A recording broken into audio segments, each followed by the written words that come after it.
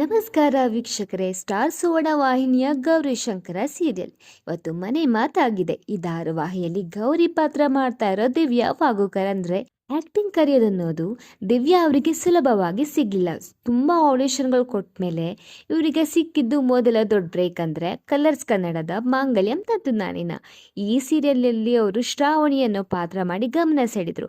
ಅಲ್ಲಿಂದ ಅಂತೂ ಅವರು ಎಲ್ಲರ ಹಾಟ್ ಫೇವ್ರೆಟ್ ಆಗಿದ್ರು. ಅಲ್ಲಿಂದ ಇವರ ನಟನಾ ಕರಿಯರ್ ಸ್ಪೀಡ್ ಪಡ್ಕೊಂತು.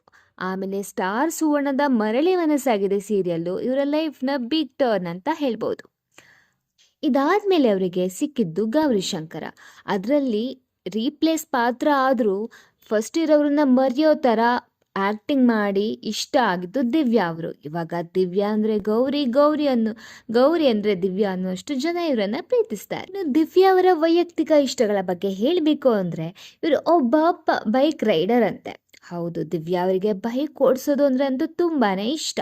ಇವರು ಚಾಲೆಂಜಿಂಗ್ ಸ್ಟಾರ್ ದರ್ಶನ್ ಅವರ ದೊಡ್ಡ ಫ್ಯಾನ್ ಅಂತೆ. ಇನ್ನು ಸೋಷಿಯಲ್ ಮೀಡಿಯಾದಲ್ಲಿ ಇವರ ಹವಾ ಜೋರಾಗೇ ಇದೆ. ಇನ್ಸ್ಟಾಗ್ರಾಮ್ ಅಲ್ಲಿ ಇವರಿಗೆ ಸದ್ಯಕ್ಕೆ 83,000ಕ್ಕೂ ಹೆಚ್ಚು ಫಾಲೋವರ್ಸ್ ಇದ್ದಾರೆ. ಇವರ ಫ್ಯಾಮಿಲಿ ಬಗ್ಗೆ ಹೇಳೋದಾದ್ರೆ ಇವರ ಯಶಸ್ವಿನ ಹಿಂದೆ ಇವರ ಫ್ಯಾಮಿಲಿ ಸಪೋರ್ಟ್ ತುಂಬಾನೇ ಇದೆ ಅಂತೆ. ಇವರ ಅಮ್ಮ ಮತ್ತೆ ತಂಗಿ ಹೆಸರು ದೀಕ್ಷಾ ವಾಗೋಕರ್ ಅಂತ. ಇವರಿಗೆ ಪ್ರತಿ ಹಂತದಲ್ಲೂ ಸಾಥ್ ಕೊಟ್ಟಿದ್ದಾರೆ.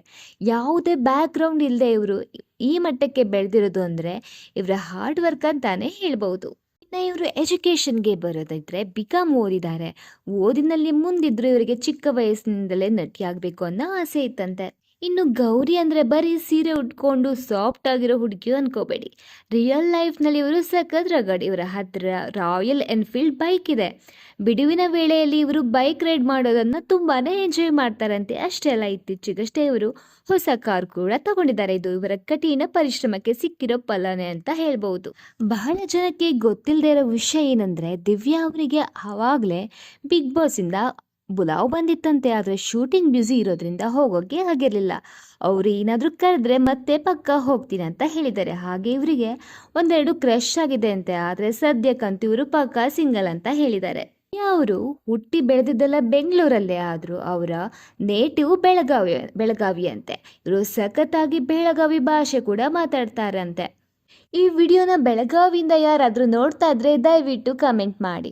ವಿಡಿಯೋ ಇಷ್ಟ ಆದರೆ ಲೈಕ್ ಮಾಡಿ, ಶೇರ್ ಮಾಡಿ, ಸಬ್ಸ್ಕ್ರೈಬ್ ಮಾಡೋದನ್ನು ಮರಿಬೇಡಿ. ಹಾಗೆ ನೆಕ್ಸ್ಟ್ ಯಾರ ಬಗ್ಗೆ ಲೈಫ್ ಸ್ಟೈಲ್ ಬಗ್ಗೆ ಬೇಕು ಅಂತ ಕಮೆಂಟ್ ಬಾಕ್ಸ್ನಲ್ಲಿ ತಿಳಿಸಿ.